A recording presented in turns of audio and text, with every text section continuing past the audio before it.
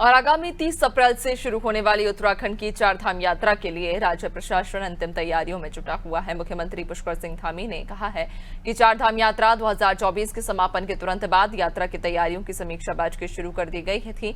उन्होंने कहा, हमने अनुभव के आधार पर सभी आवश्यक सुधार किए हैं ताकि इस बार यात्रा के दौरान श्रद्धालुओं को कोई असुविधा न हो।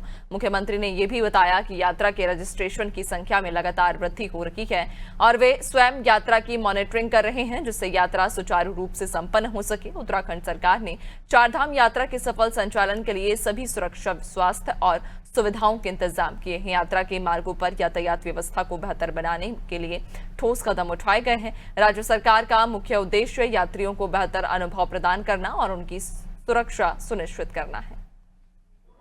चारधाम यात्रा के लिए इस बार हमने जो तैयारियां हैं वो पिछली 2024 की चारधाम यात्रा का जैसे ही समापन हुआ था उसके बाद तत्काल रूप से हमने इसकी तैयारियों की समीक्षा बैठकें प्रारंभ कर दी थी और पिछले सालों के जो अनुभव रहे हैं, जहाँ भी सुधार की आवश्यकता रही है वहाँ हमने सुधार के लिए कहा है और मैं स्वयं नियमित रूप से इसकी मॉनिटरिंग कर रहा हूँ। रजिस्ट्रेशन लगातार बढ़ रहे हैं, रजिस्ट्रेशन की प्रक्रिया को भी आसान किया है।